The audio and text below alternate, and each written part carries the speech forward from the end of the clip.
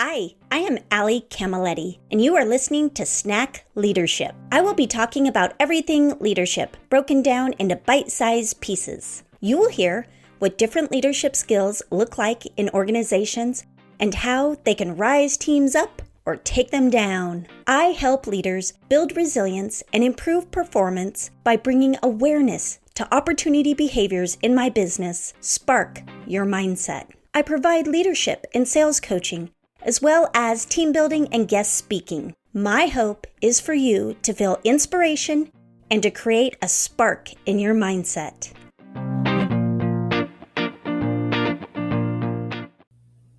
Hi everyone. Today we are talking about the leadership skill, perseverance.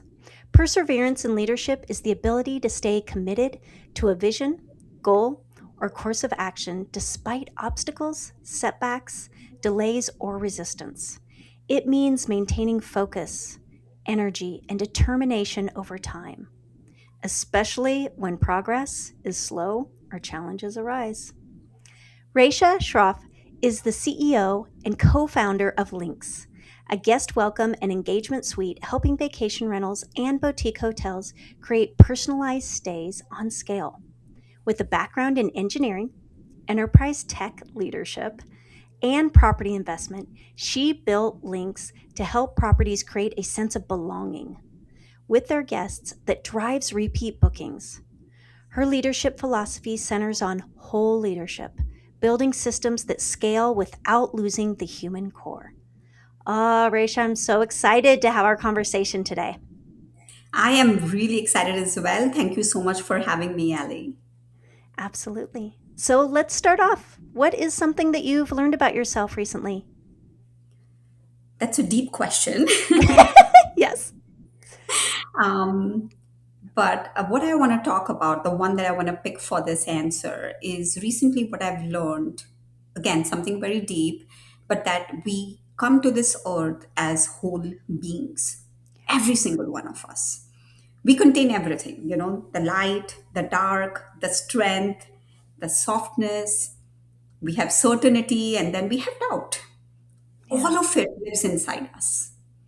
But somewhere along the way, most of us start editing, right? Like we lead with the parts that feel acceptable and then quietly tuck in the rest away, right? Yeah. And as a CEO, especially as a woman in technology, I Yeah. spent years showing up with my on self, Yeah. focused, driven, decisive. And I mean, those things are real, they're true. That is me as well. But so is the part of me that questions, what am I going to do next? That Yes. feels, that sits with uncertainty. And what I've learned is that real wholeness is about having all of it together, like embrace all of it. It's about bringing like your whole self to Yeah. your life and to leadership.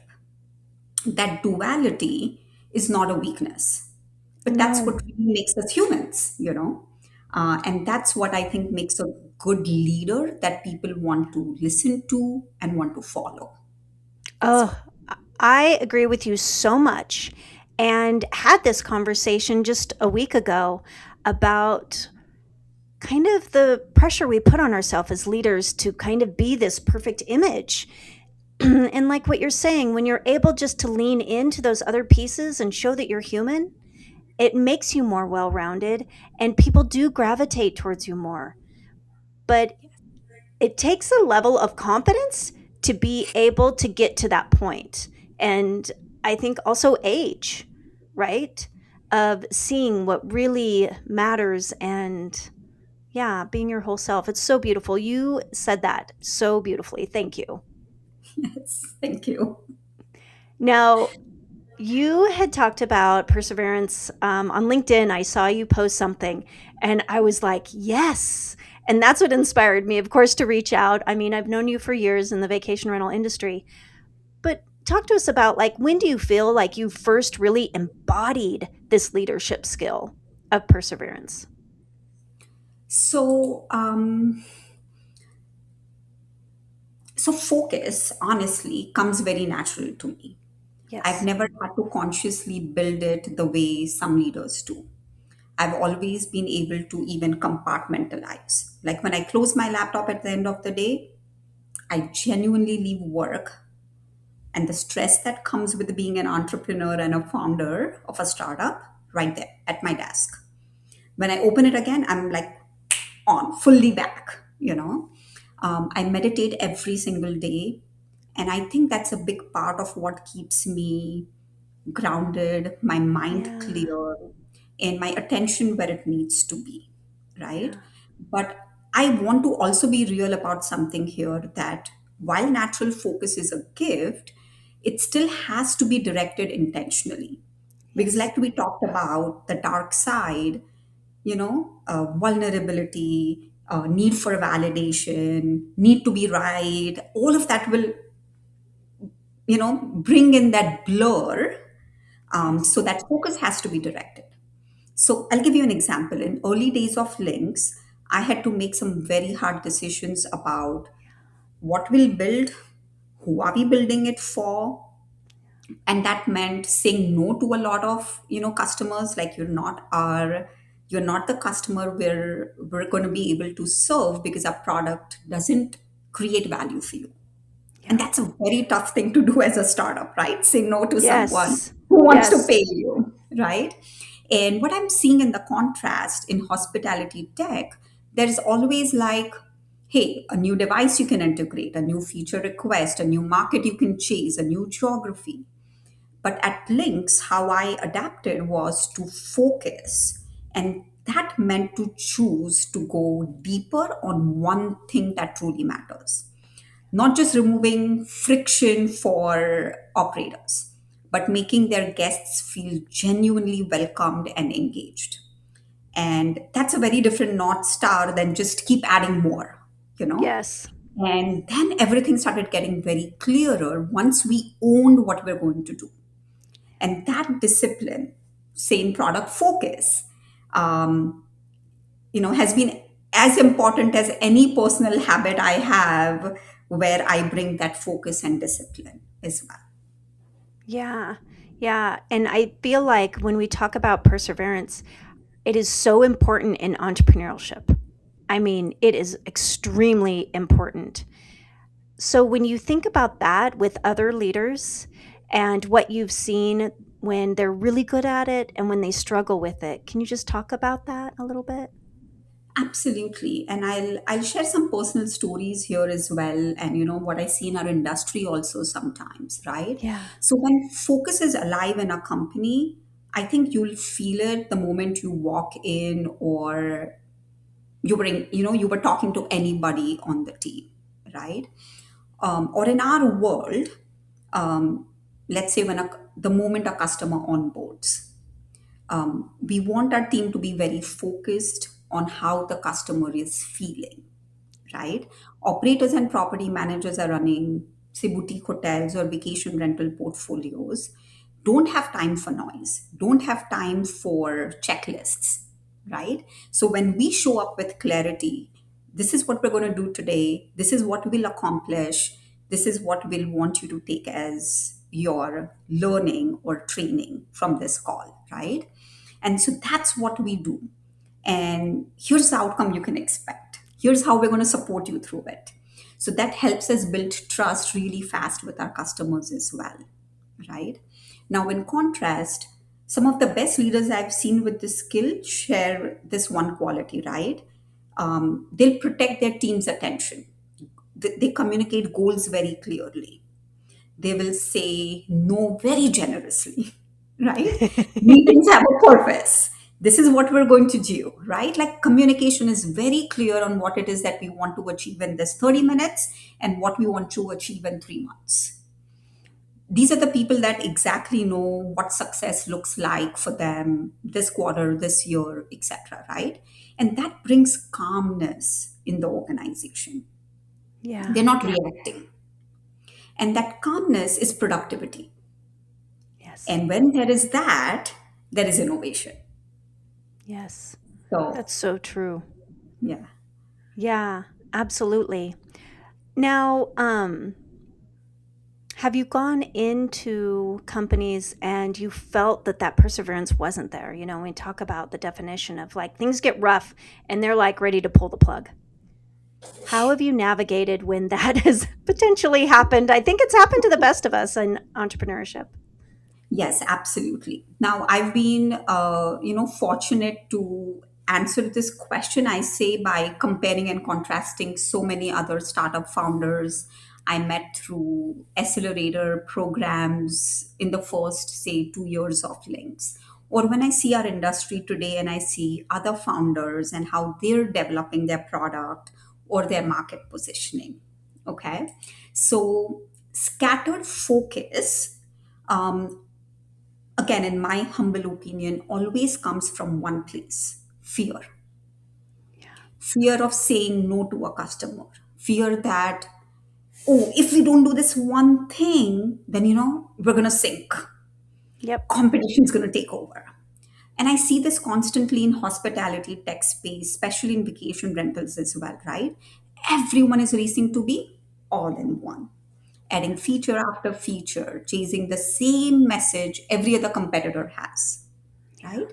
But complexity compounds. It slows the teams down, it dilutes the guest experience that you're hoping your customers will be able to deliver. And it Yes. exhausts everyone because there is just so much information overload, you know. Yeah. And honestly, here's what's painful. We lived like that at Lynx a couple years ago. Yeah. For a long time, we led with logs and automation. We talked about contactless check-in, removing friction. We talked about streamlining operations. And again, all that is true. We genuinely do that, right? Yeah.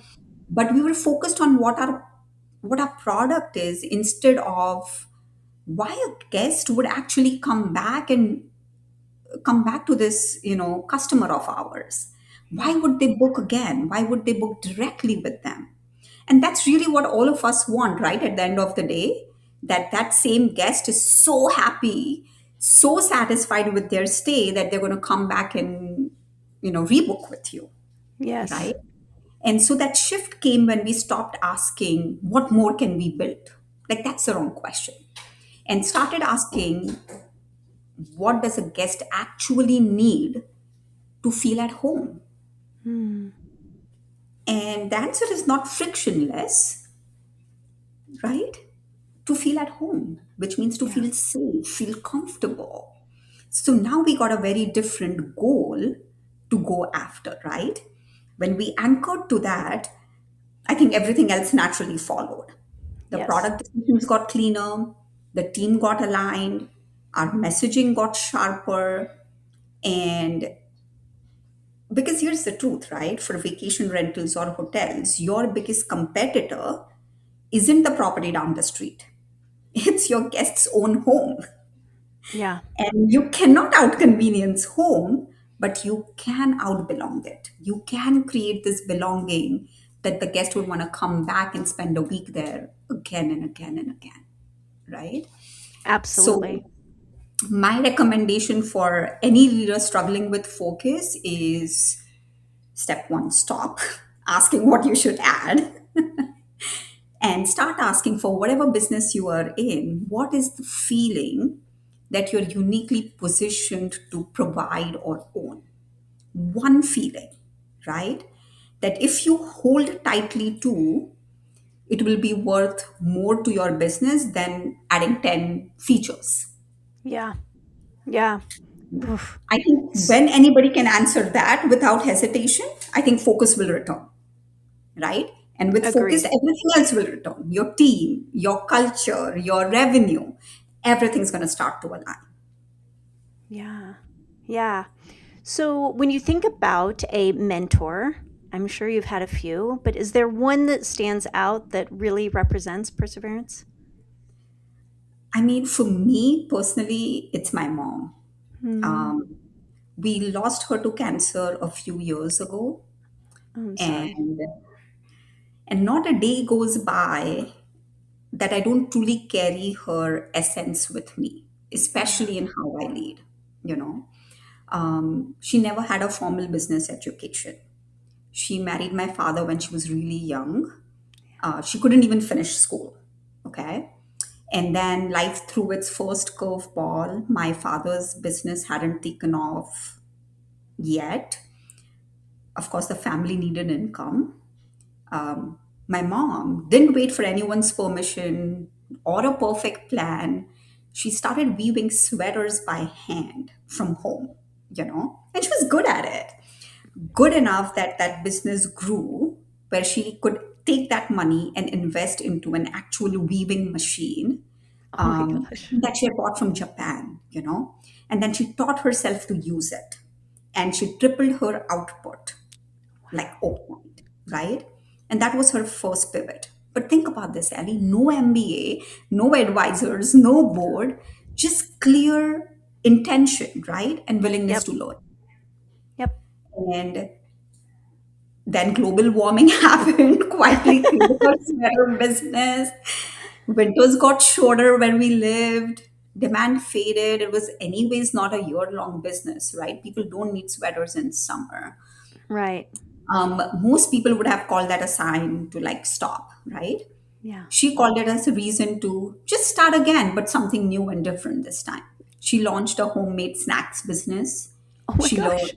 customer service, figured out inventory management, hired people, trained them as the business grew, and she ran that business until her very last breath, through chemotherapies, through radiation, through all of it, right? Oh. So, what I learned from watching her wasn't just like a framework of strategy or, all this MBA jargon we keep talking about, right? It was something deeper.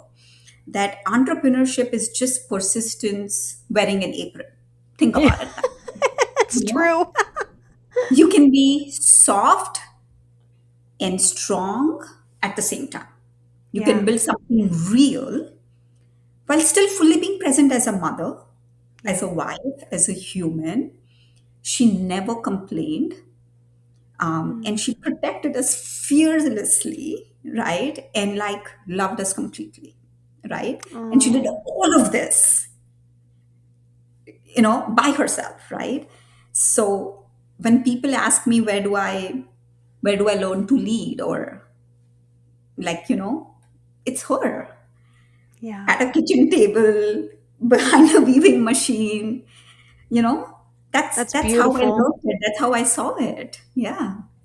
That is so beautiful. Oh, I love this story. That Thank is you. so much fun. So when you Yeah. think about a quote, what's a quote? For me, it's from Jim Elliot. Wherever you are, be all there. Yeah. I I mean, I don't think you can see it on my t-shirt, but it also says something very similar. Just be yourself, but be all of you. Yeah. Be the Yeah. whole you. Don't hide anything. And be there in the present moment, your whole self. So yeah. So good. All right, before we go on to what's your favorite snack, what do you want the listeners to know? I want listeners to know that don't give up as far as you feel you're on the right path. Don't look for that validation from anyone else. Don't look for that validation from an investor, from a fundraising round. These are distractions. Now, you go fundraise if that's what your business needs, but don't fundraise because you think it's going to be validation, because it never is. It's going to put you down a path that is not going to keep you true to yourself. Listen to your customers, reiterate, pivot. You Yes. know, listen to the signs, like if it's slowing down, ask the right questions. What are we doing wrong? What do our customers want? Where is the value creation that needs to happen? So stay curious, learn, change, adapt, but don't give up. Such great wisdom there. Yes. And I completely believe in that. Yeah. All right. What's your favorite snack? So I love these really yogurt mini bars Ooh. from Clio that are covered in chocolate. These are my favorite. And if I don't find that, I'm looking for almond covered with chocolate or So, where are these bars from, did you say? it's a brand called Clio, Clio. And no, I am Okay. not affiliated with them in any way. I just love them. You know, Oh. it's a great way to have your yogurt or protein and then still get your indulgence with chocolate. So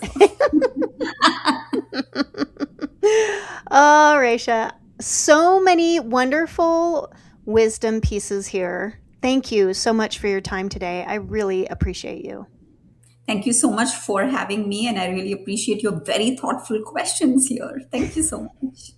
Absolutely.